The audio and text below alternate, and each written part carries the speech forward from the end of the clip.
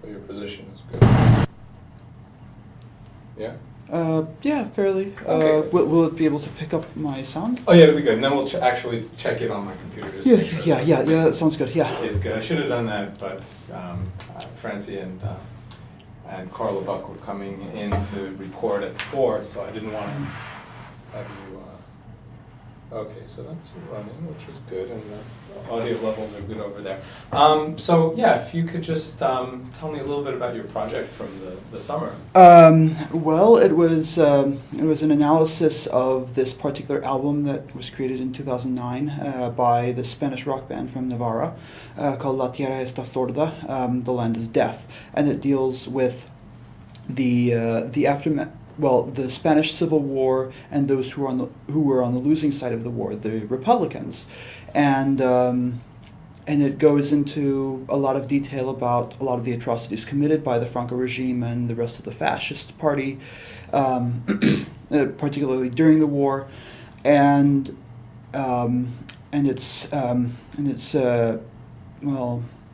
crucial nature in this time in modern Spanish history, when even 40 years after Franco died and the country was returned to some semblance of a democracy, or at least a representative democracy underneath a constitutional monarchy, that they still buried a lot of.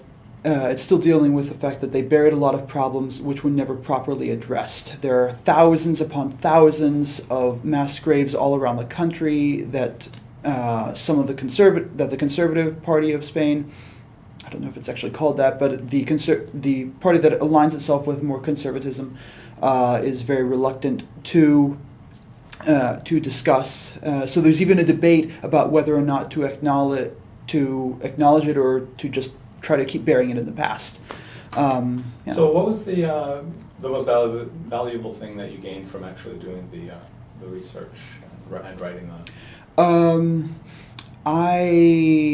Let's see. Certainly one of the big things was, holy cow, I can actually write, 8 to 10 pages, on a single topic. I was really doubting myself for quite a while. I was like, oh my God, I'm not even sure if I can hit the minimum of 8, and then I ended up going, filling out 9 and going over a little bit into 10. I was like, how the hell did this happen?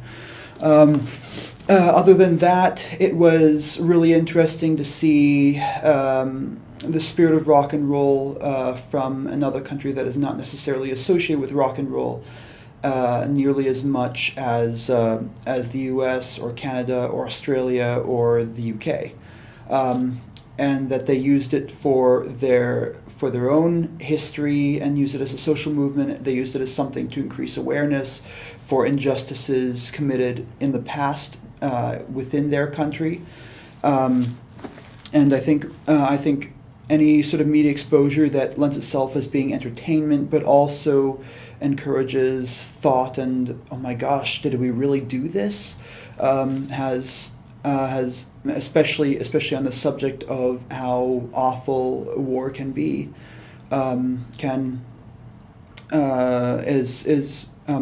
it seems like it's kind of more of a universal thing. So what do you feel like the most important thing that you gained from the study abroad trip generally? Let's see.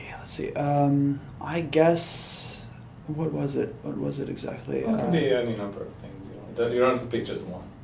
Well, I guess being able to do that paper, and the fact that I could write that much about a single topic, I think was a very was very meaningful to me. Being able to stay over there for 5 weeks and understand what that's going to be like, and in ways that one really does not anticipate, that it can be difficult, because you've got a bunch of little nuances that are different, and those add up until sometimes you're a camel that's loaded up with a bunch of straws, and they eventually snap your spine. Well, it kind of reminded me of your photo that you sent with you and the camel in the Oh yeah, picture. Was yeah. that on the trip? Yes. Well, that was actually in Morocco. And Mallory, one of the other people in the group, organized a 6-hour trip to go into Tangiers, and I went on that trip, and we had a lot of fun. And I ended up getting stranded with Kim and Kate Aries' son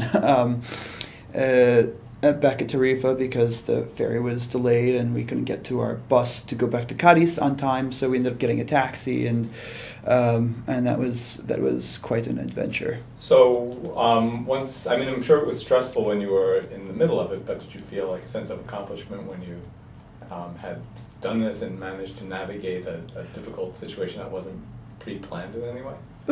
Yeah, to a certain extent. I guess it's hard for me to figure out exactly how much I feel that I personally did when there were two others who were also sharing in it. So I don't know exactly how much I actually contributed, other than at the very end when the credit cards wouldn't work because the security numbers were different. I thought, okay, well, I've got a lot of money in my bank back home. I can see if I can pull some out. But it's not like I was doing a lot of physics equations to make sure that everything went well. It was just like, I've got a card. Let me see if this works. All right, I think that's great. I'm going to stop it, and we'll just